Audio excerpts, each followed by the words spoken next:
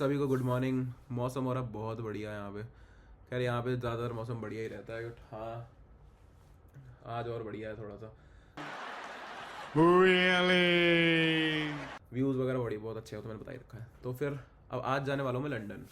अब लंदन जाने से पहले तुम लोगों को मेरे को अपनी फ़्लाइट के बारे में बताना था, सारी चीज़ें बतानी थी कि इमिग्रेशन वगैरह कैसे हुआ क्या हुआ, वो मैं तुम्हें बताता हूँ। सबसे पहले तो मेरे साथ फ़्लाइट में हुआ एक लोचा। फ़्लाइट में क्या हुआ, अब मैंने बुक करी थी इकोनॉमी डिलाइट। अब इकोनॉमी डिलाइट में क्या होता है, 3-4 इंच ज़्यादा स्पेस होता है पैरों के लिए।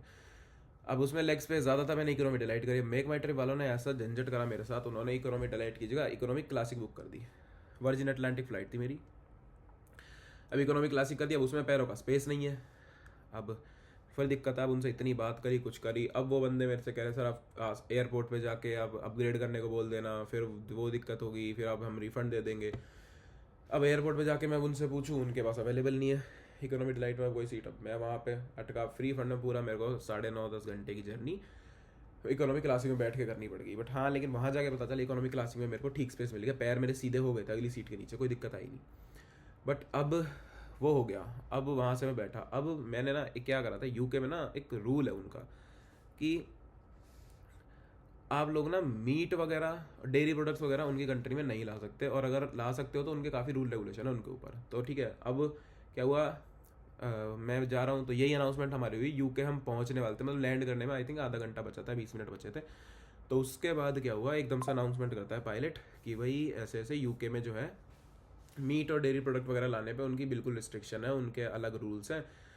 तो फिर अब ये सुनते ही मेरा दिमाग ख़राब। अब दिमाग क्यों ख़राब हुआ, क्योंकि मैंने तो करी थी मैंने अपना पूरा चिकन का पैकेट मैंने अपने बैग में रख दिया था, और वो भी मैंने रख दिया था अपना चेक इन बैग में। रखना चाहिए था कैरी ऑन में तो भी शायद एक बार को चलता, बट मैंने रख दिया चेक इन में, जो कि स्कैन वगैरह होता है। तो अब कोई ना कोई कस्टम वाले, सिक्योरिटी वाले जो भी हो, तो वो पकड़ ही लेते वहाँ पे। अब दिक्कत अब इसमें क्या हुई कि अब वहाँ पे मेरा इतना दिमाग ख़राब हुआ, उन्होंने बोला कि आपकी जो है इंटेरोगेशन वगैरह होगी अगर आप लाते हो, और आप लाए थे पकड़े जाते हो।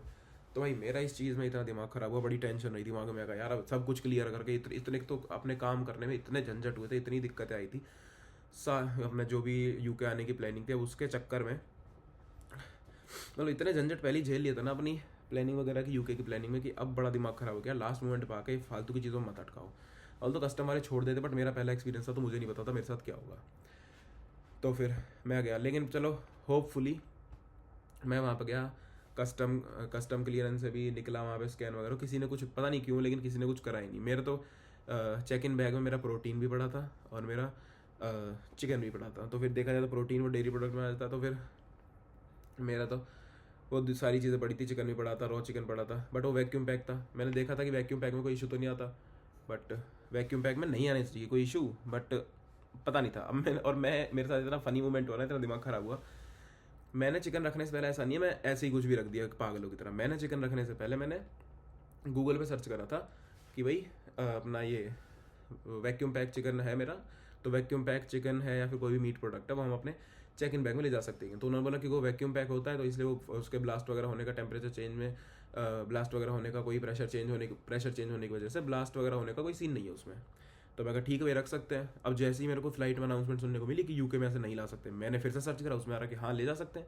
मैंने कहा चलो कोई बात नहीं। फिर मैंने सोचा एक बार लिख के देखता हूँ कि यूके में ले जा सकते कि नहीं। उसमें सीधा आ गया नहीं ले जा सकते। भाई बड़ा दिमाग ख़राब हुआ, बट चलो वो चीज़ क्लियर हो गई, वो चीज़ उससे निकल गई, कोई दिक्कत नहीं हुई, वो सही हुआ। अब रही बात इमिग्रेशन की, तो चेक इन बैग वगैरह तो मेरे आ गए, बट हाँ उससे पहले मैंने इमिग्रेशन करी थी ना। अब इमिग्रेशन का काफ़ी लोगों का सुनने में आ रहा था कि भाई इमिग्रेशन ये सवाल पूछते हैं, वो सवाल पूछते हैं। एक बंदे का मैंने सुना था, हमारे कॉलेज के ग्रुप में था, उस बंदे का मैंने सुना, उससे तो फालतू का सवाल पूछ लिया। अब मैनेजमेंट का कोर्स करने जा रहे हो तो तुम्हारे लिए मैनेजमेंट क्या है, तुम मैनेजमेंट के बारे में क्या जानते हो, मैनेजमेंट ही क्यों करनी है, तो फिर और कहीं भी तो कर सकते थे, यहीं क्यों करनी है।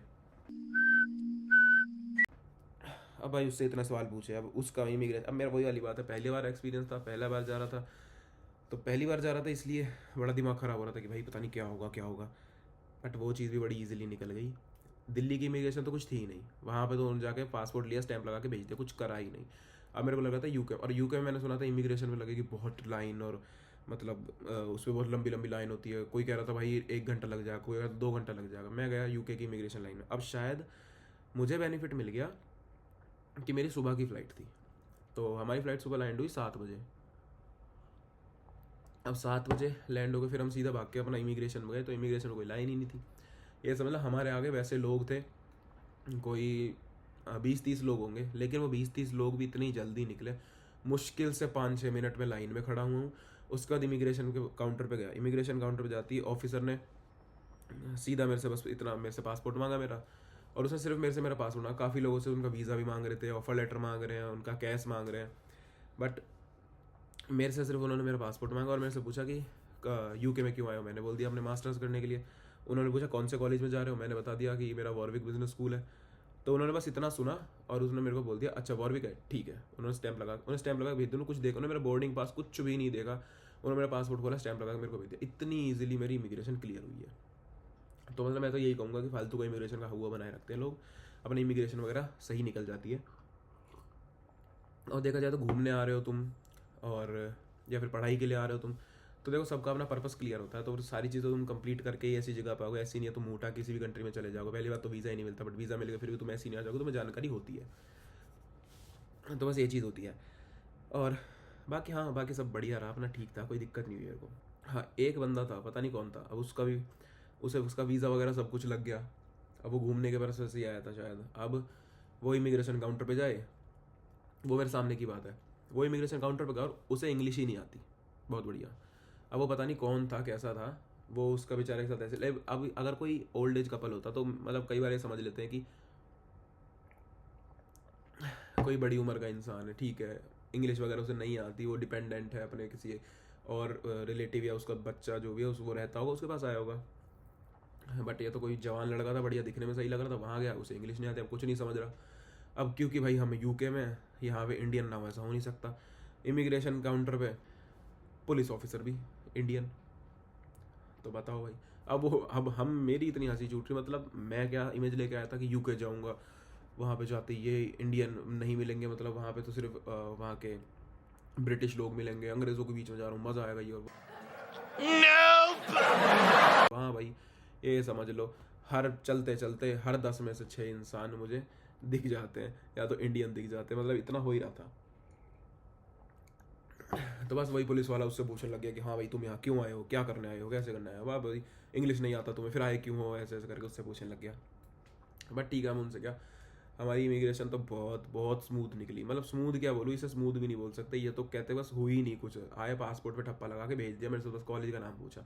और ये चीज़ मैंने पहले भी सुनी थी कि अपना यूके की इमिग्रेशन में हमारा जो कॉलेज है उसका काफ़ी बेनिफिट मिल रहा है। मतलब मैंने ये चीज़ पहले, अब वही है ना, मैं पहली बार जा रहा था तो बिल्कुल लाइटली भी नहीं ले सकता। काफ़ी बच्चे मेरे को बोल रहे थे कि भाई कॉलेज का नाम सुन के वो ज़्यादा सवाल नहीं पूछ रहे थे, और काफ़ी लोग बता रहे थे कि हमसे तो इतना पूछ लिया उतना पूछ लिया।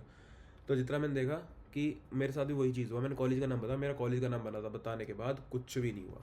उन्होंने बस सिंपल कॉलेज का नाम सुनते उन्होंने सीधा ठप्पा लगा था। उन्होंने मतलब उनका रिएक्शन भी आता था। मैंने बोला कि उन्होंने जब पूछा कि कौन सा कॉलेज है, मैं कहा वॉरविक बिजनेस स्कूल। कहता ओ वॉरविक, ठीक है, लगा ठप्पा, जा भाई, इतना आसान था। तो बस भाई ये थी मेरी इमिग्रेशन की और अपना फ़्लाइट वगैरह की जर्नी की सारी डिटेल्स।